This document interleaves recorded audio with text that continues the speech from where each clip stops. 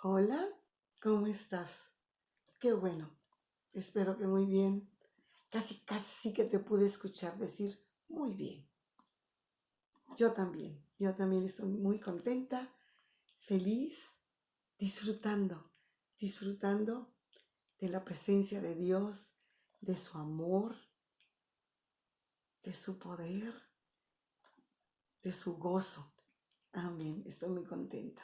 Bueno, vamos a ir rápidamente a al primer libro de Samuel en el capítulo 4.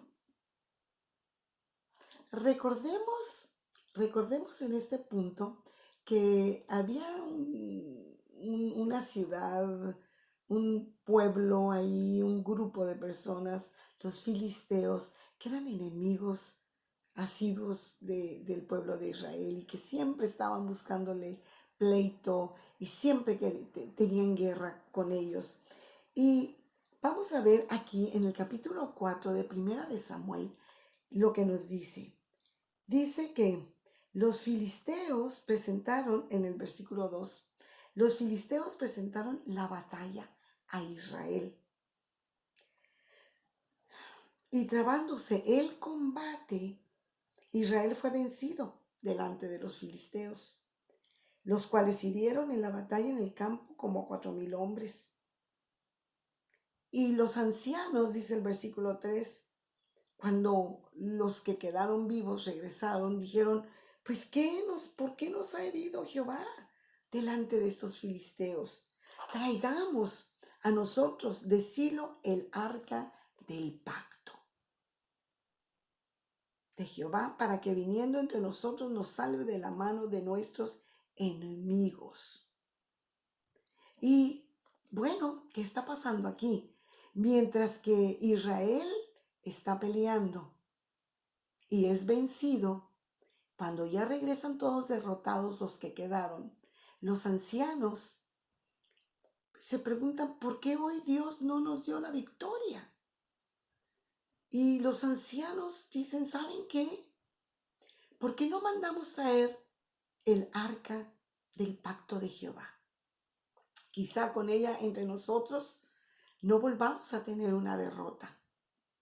Y entonces todos estuvieron de acuerdo. Y dice que fueron por ella. Y aconteció que cuando el arca del pacto de Jehová, versículo 5, llegó al campamento, todo Israel gritó con gran júbilo, que la tierra tembló.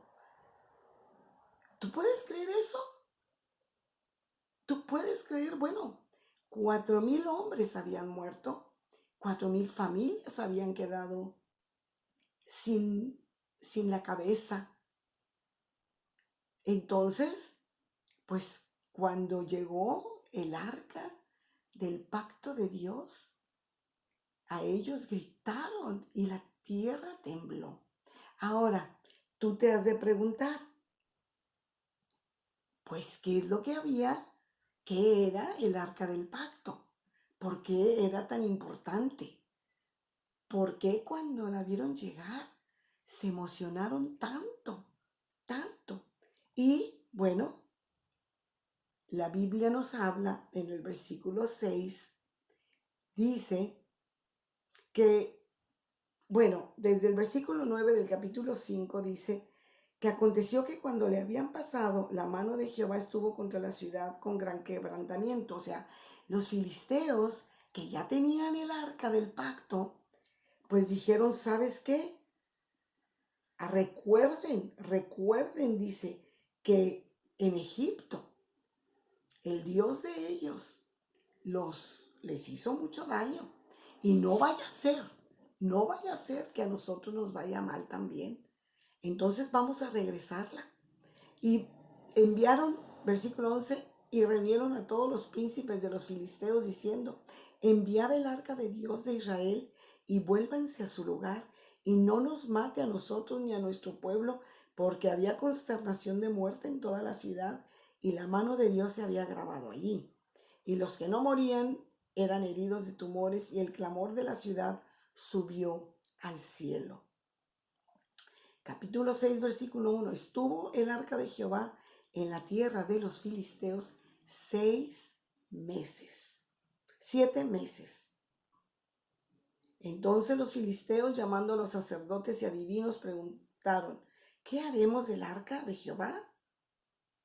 Debemos hacernos saber de qué manera la hemos de volver a enviar a su lugar.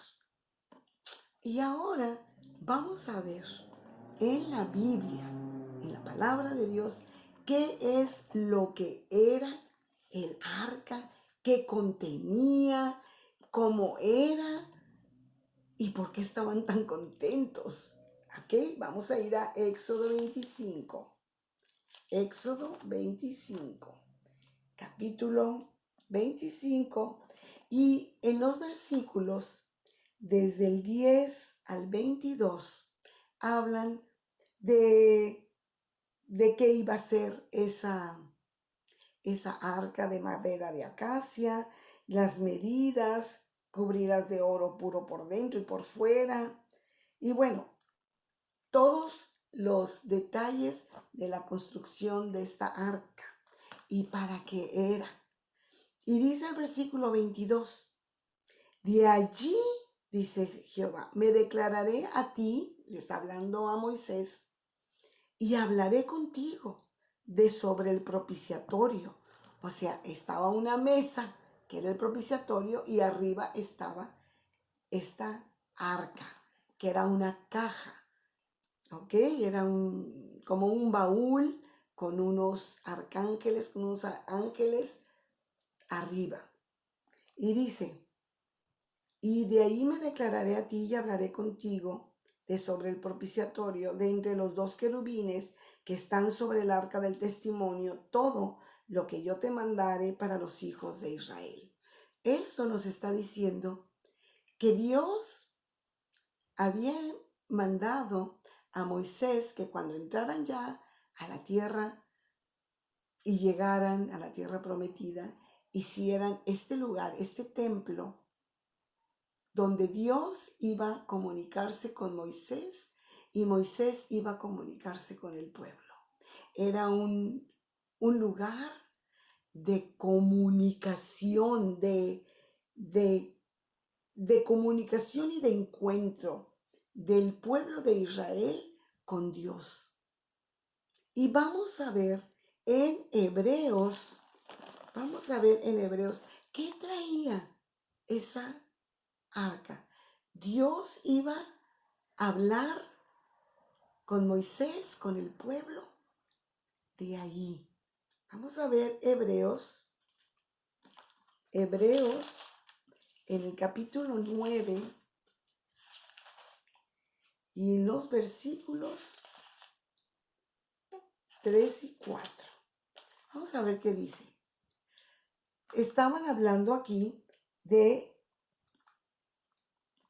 el lugar del templo, está hablando. Dice, tras el segundo velo estaba la parte del tabernáculo llamada el lugar santísimo, el cual tenía un incensario de oro y el arca del pacto, cubierta de oro por todas partes, en la que estaba una urna de oro que contenía el maná. Ahorita vamos a ver qué significa todo esto. La vara de Aarón que reverdeció y las tablas del pacto. Las tablas del pacto son los 10 mandamientos que Dios le dio a Moisés para su pueblo, que todas conocemos y que están inscritas en Éxodo 20. Pero vamos a ver en números, en el libro de Números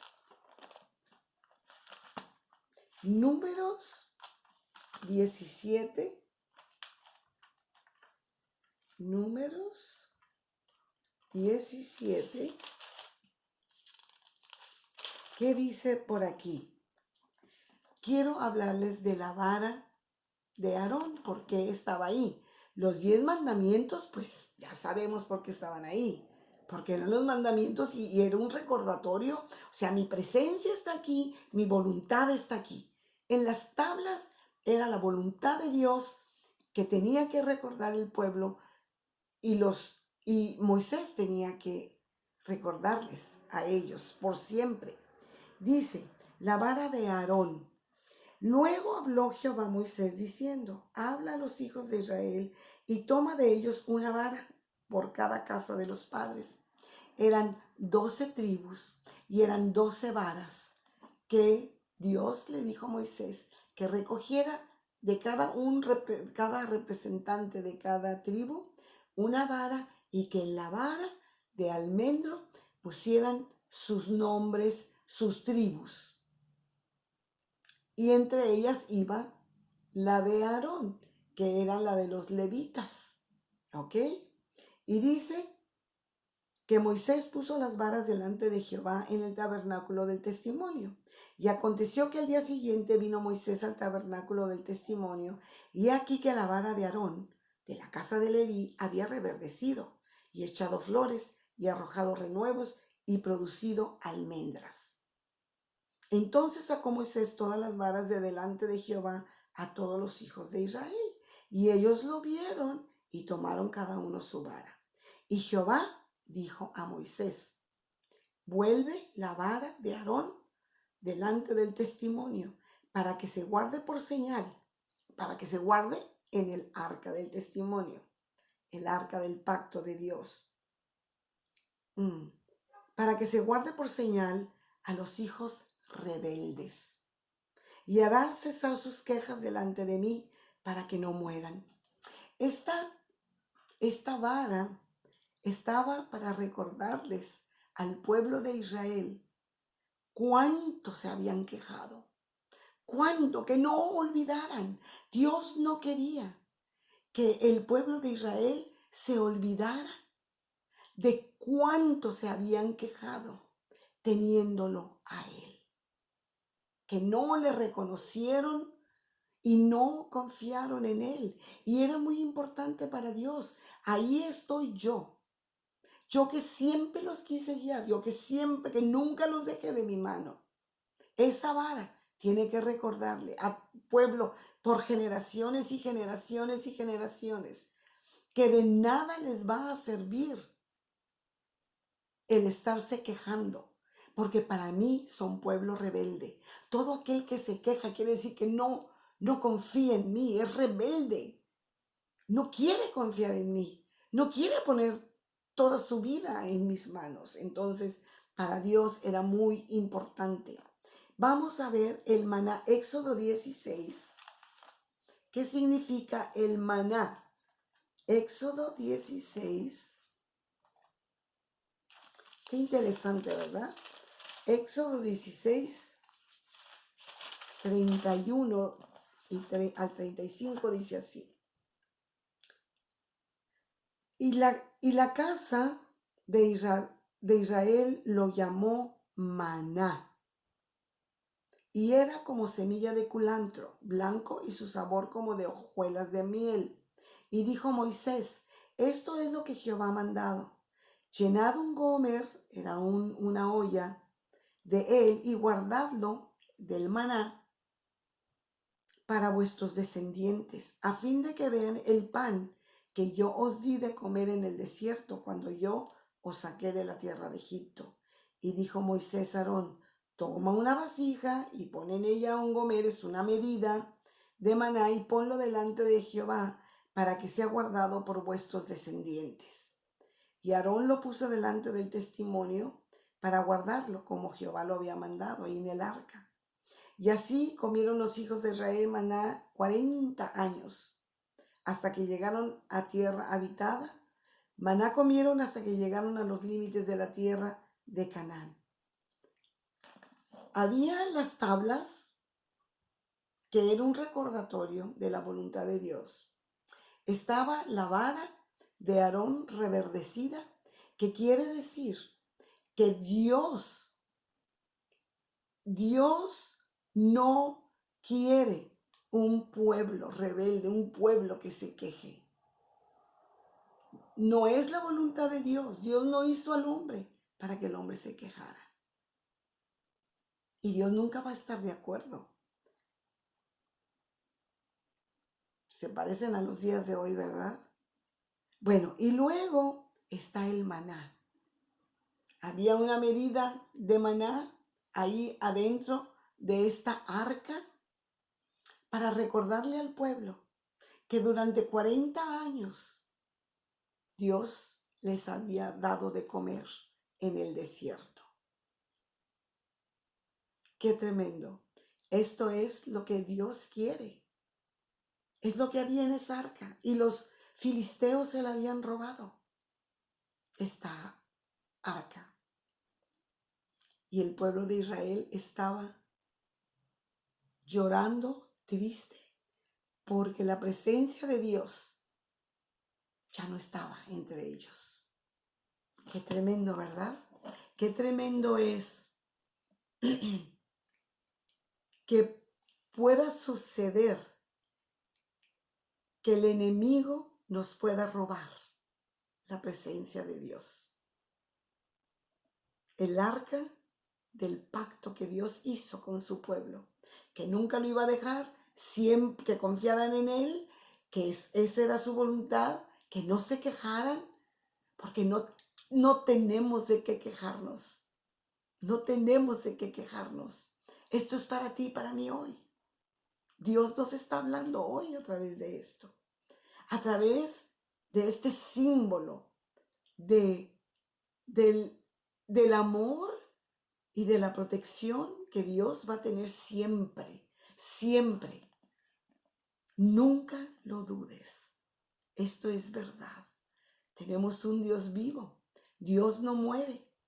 Dios es un Dios vivo y está contigo y quiere que sepas su voluntad. Y quiere que no te quejes, que no seas rebelde. Y quiere que sepas que siempre, siempre va a suplir tus necesidades. Así como Él suplió por 40 años el maná en el desierto. Señor, te damos muchas gracias. Gracias por instruirnos, gracias por enseñarnos, gracias por recordarnos, Señor, tu voluntad y que no nos quejemos, porque no nos va a llevar a nada, porque no hay vida. No hay vida en una persona que se queja. Las varas secas no dan vida, pero la que reverdeció, la de Aarón, esa es la que da vida. Y Señor, tú nunca nos vas a dejar. Siempre vas a proveer lo que necesitamos. Gracias.